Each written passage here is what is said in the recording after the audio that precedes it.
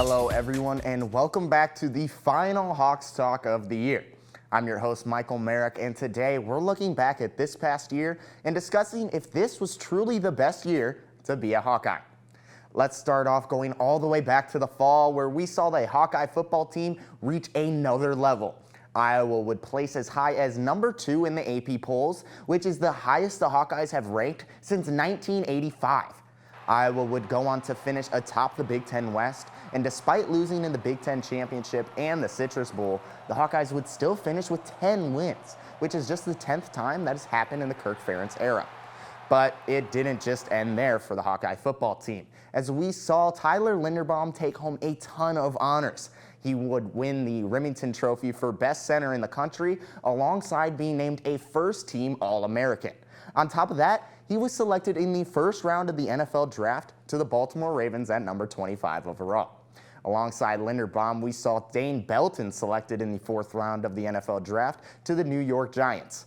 Iowa also had 5 players gaining undrafted free agent contracts, so being able to produce 7 NFL prospects in just 1 year is impressive. Now, let's move over to the pitch, where we saw the Iowa field hockey team nearly have the perfect season. The Iowa's women field hockey team would dominate the majority of their season, starting off the year 16-0, and they were ranked number 1 in the country for multiple weeks. Sadly, the Hawkeyes could not complete perfection, however, as they would end up losing 3 out of their last 4 games. But that does not take away from their 16-game win streak, in which they topped some amazing teams like formerly number 1 ranked North Carolina and a top 3 matchup against the Michigan Wolverines. To have 2 different teams within the top 2 in the nation at the same time just speaks volumes to how dominant the Hawkeyes were this past fall. The only thing lacking from these fall seasons, however, was an outright Big Ten title. Well, that's where the basketball team comes in to help strengthen the case.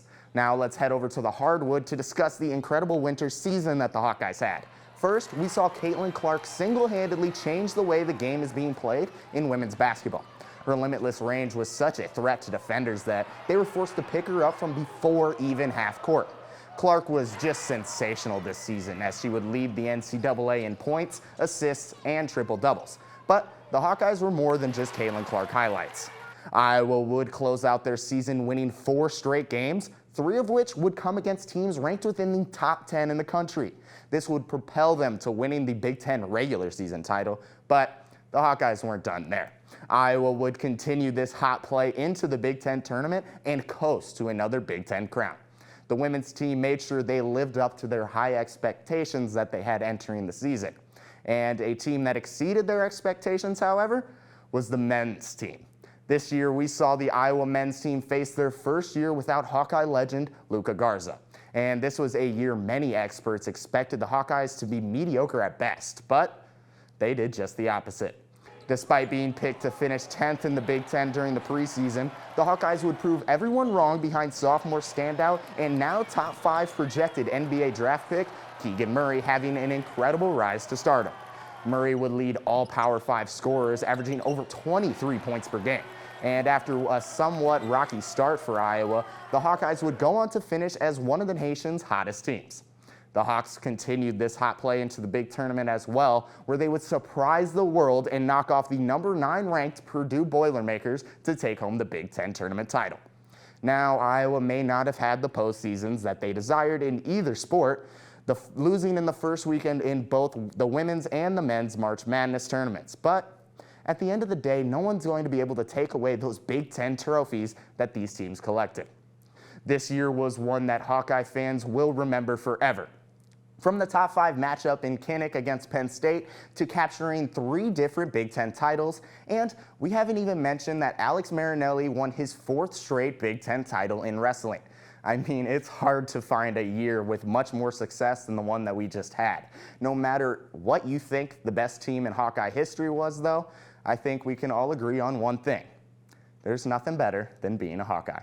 It feels great, knowing that we have a winning culture here is what everybody wants to be a part of, whether you're playing basketball, football, track, or whatever. So it's just great to know that this school has a history of winning. Thank you all for tuning in to the final episode of HawksTalk this year. On behalf of everyone on the DITV sports staff, I would like to thank you all for spending your time with us discussing your beloved Hawkeyes. The Hawks Talks will return next fall, but in the meantime, make sure to keep an eye out on the Daily Iowan website for all your Hawkeye updates. And signing off for the last time this year, this has been Michael Merrick, and have a wonderful summer, Hawkeye fans.